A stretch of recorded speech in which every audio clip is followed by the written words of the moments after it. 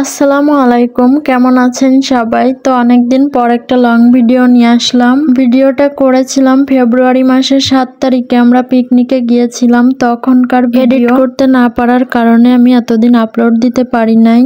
ফেব্রুয়ারি মাসের 7 তারিখে সকালবেলা আমরা গিয়েছিলাম পিকনিকে Jhenaidah dream valley park. Office থেকে প্রতি বছরের মতো এবারও গেলাম। এবার একই দিনে দুই সমিতির পিকনিক ছিল, আর দুই সমিতির পিকনিকের গাড়ি এক জায়গায় ছিল 4টা গাড়ি। দুইটা ছিল আমাদের যশোর সমিতির আর দুইটা বরিশাল সমিতি। 8টা বাজে আমাদের গাড়ি ছেড়ে দিয়েছিল, আর গাড়ি ছাড়ার কিছুক্ষণ পরেই আমাদেরকে সকালের নাস্তা দেওয়া হয়। সকালের নাস্তায় কি কি ছিল সেটাই আপনাদের খুলে দেখাচ্ছি। তো এখানে ছিল 2 পিস রুটি, 1 পিস কলা, 1 পিস কমলা লেবু, ছোট 1 পিস প্যাকেটের বিস্কুট, আর ছিল একটা সবজি রোল। তো এগুলোই ছিল আমাদের সকালের নাস্তা। তো নাস্তা খাচ্ছিলাম, ওদিকে গাড়ি চলতেছিল। তো আপনাদের ভাইয়া সামনে থেকে একটু ভিডিও করেছিল। গাড়ি চলতেছিল, রাস্তার দুই পাশ দিয়ে গাছপালা, দেখতে কত সুন্দর লাগছে। যেতে যেতে আমাদের কিন্তু জায়গায় পৌঁছতে প্রায় 4 ঘন্টার মতো টাইম লেগে গেছিল।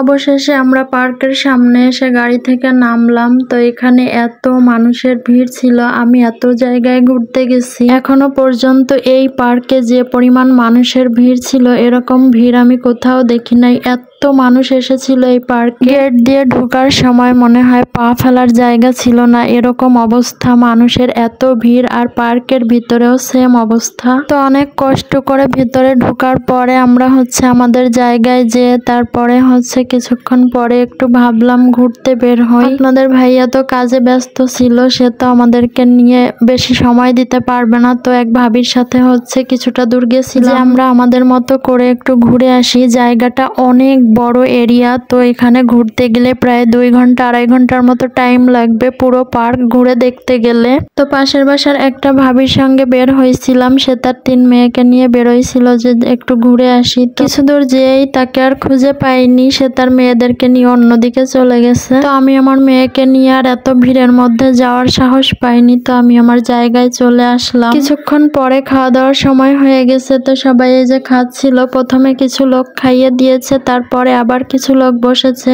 জায়গা কম হওয়ার কারণে 2 বার খাওয়ানো লাগছে। তো এখানে সবাই খাচ্ছিল, আর আপনাদের ভাইয়া কাজের ফাঁকে ফাঁকে একটু করে ভিডিও করে দিচ্ছিল। আমার ক্যামেরাম্যান ভালো না, ভিডিও করতে পারে না। ক্যামেরাম্যানকে বলি 5 সেকেন্ড 10 সেকেন্ডের ক্লিপ নিতে, সে সেখানে 5 মিনিট 10 মিনিটের ক্লিপ নিয়ে নেয়। এজন্য আমার ভিডিও এডিট করতে একটু সময় লেগে যায়, যার কারণে ভিডিওগুলো এতদিন দিতে পারি নাই। আর এখানে পুরোটা ভিডিও নেই, পুরো ভিডিও বাকি অংশ পরের ভিডিওতে দেখতে পাবেন। এখানে আমি পুরোটা ভিডিও দিতে পারিনি, তাহলে ভিডিওটা অনেক বেশি লং হয়ে যাচ্ছিল।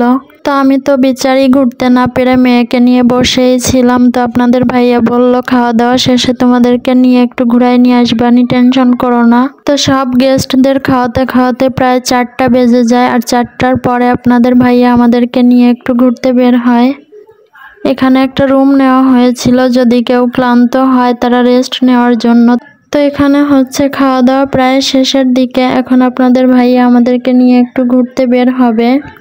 তো মেয়েকে নিয়ে আপনাদের ভাইয়া এই যে একটু ঘুরতে বের হয়েছে। আর এই জায়গাটা এত সুন্দর ছিল, চারিদিকে শুধু ফুল গাছ আর ফুল গাছ, আর এত বড় বড় গাঁদা ফুল। তো আমার মেয়ের এসব কিছুই পছন্দ হচ্ছিল না, সে পার্কে গেলে শুধু রাইডে ওঠার জন্য বায়না করে, অন্য কিছু তার ভালোই লাগে না। তাকে কতবার করে বললাম যে এত সুন্দর ফুল, তুমি এখানে দাঁড়াও একটু ছবি তুলে দিই, কোনো রকমে সে ছবিই তুলবে না। তারপর কি আর করার, এখান থেকে কিছুক্ষণ ঘুরে চলে গেলাম রাইডের কাছে। সেখানে গিয়ে তাকে কয়েকটা রাইডে উঠালাম। আর এই জায়গার গাঁদা ফুলগুলো এত বড় বড় ছিল, আমি একটু ভিডিও নিয়েছিলাম। আর এখানে ছিল একটা ঝর্ণা, ঝর্ণা দিয়ে পানি পড়ছে। ভেবেছিলাম এখানে দাঁড়ায় একটু ছবি তুলবো, কিন্তু মানুষের এত ভিড়, তো আমি শুধু একটু ভিডিও নিয়েই ওখান থেকে সরে গেছি। আপনাদের ভাইয়া তো বলছিল যে এত ভিড় হবে জানলে তোমাদেরকে নিয়ে আসতাম না, অন্য একদিন নিয়ে এসে ঘুরে যেতাম আমরা নিজেরা এসে। আর এই যে এমন একটা রাইড এমন ভাবে ঘুরতেছিল, এতগুলা ছেলে উঠে, আমার তো দেখেই মাথা ঘুরতেছিল।